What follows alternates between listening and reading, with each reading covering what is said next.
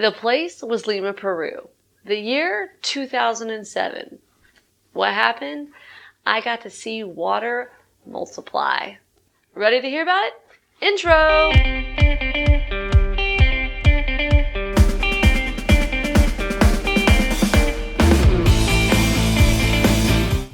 Water multiplying sounds pretty incredible, doesn't it? Well, it was actually the first miracle that I have ever seen and ever been a part of. But before I tell you the whole story, I just want to give you a quick disclaimer as to why we're taking the time to even tell this to you. In the Bible, especially in Psalms, it says over and over again to recount the miraculous deeds of the Lord and to not forget them and to tell people about them. And in doing that, it not only gives me, the person who saw it, more confidence in who God is, but it can also make you feel confident and knowing that God can do amazing things. So without further ado, the rest of the story. The year was 2007. I was on a mission trip. I went with a large group of people. It was from Brio Magazine, out from Focus on the Family, so it was a large group of us. And this was my third mission trip to go on with them. And every year I'd heard these great stories about miracles that happened before, but I was hungry to see one for myself. It's like, God, I know you did that 10 years ago, but what about now? I know you've done those things in the past, but I want to see you do something now. And not just for me so I can see it, but because you are God, you can do the impossible, and you love these people, and that confirms your word.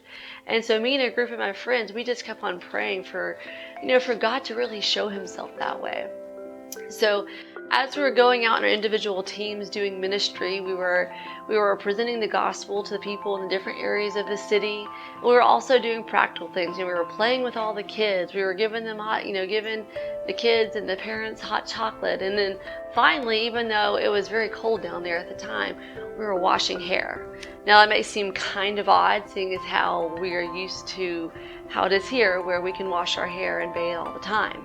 But unfortunately for the people of Lima, in the areas that we were in, that's not an option.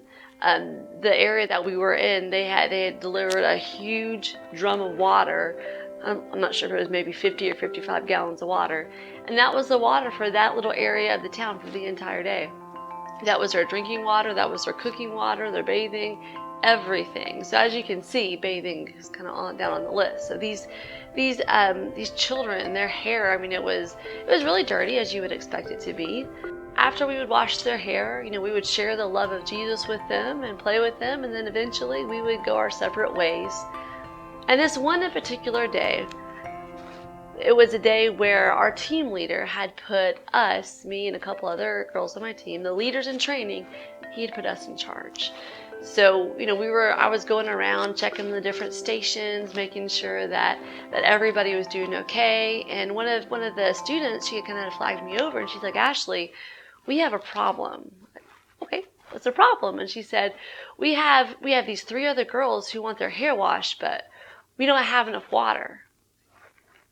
Okay. And I was like, well, what do you mean?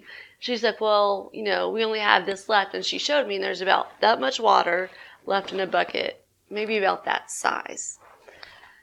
And we had translators with us, and the translators, they began, putting all of the buckets up and starting to put everything away. And I was like, whoa, what are you doing?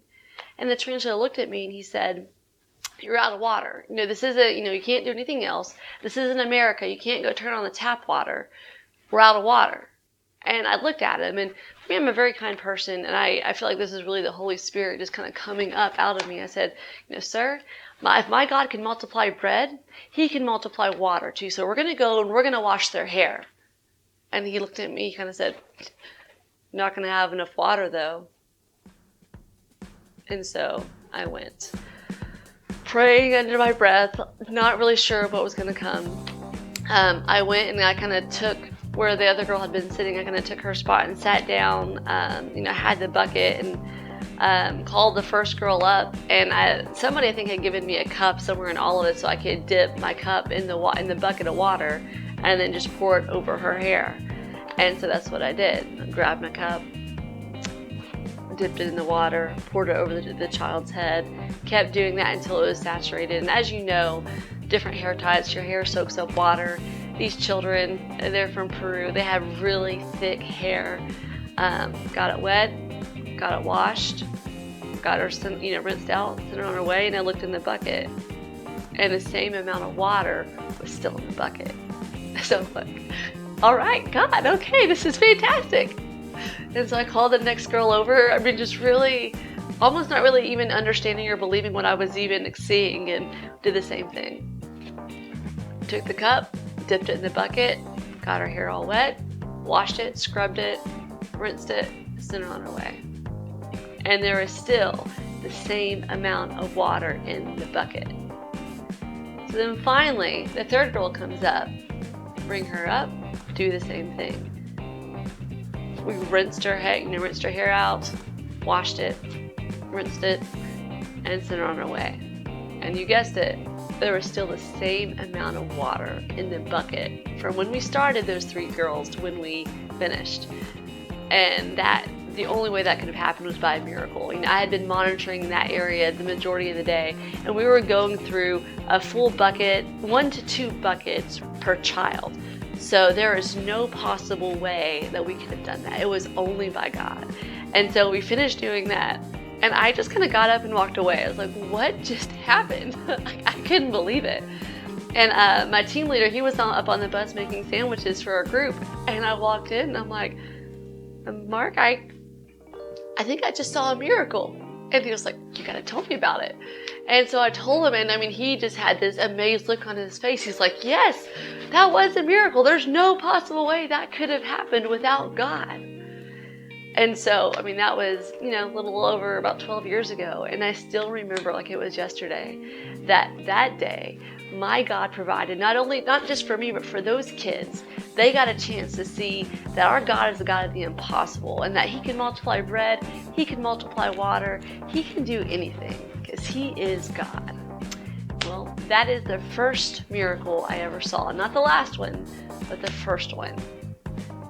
And I hope that gives you some encouragement today. All right, that's it. Bye.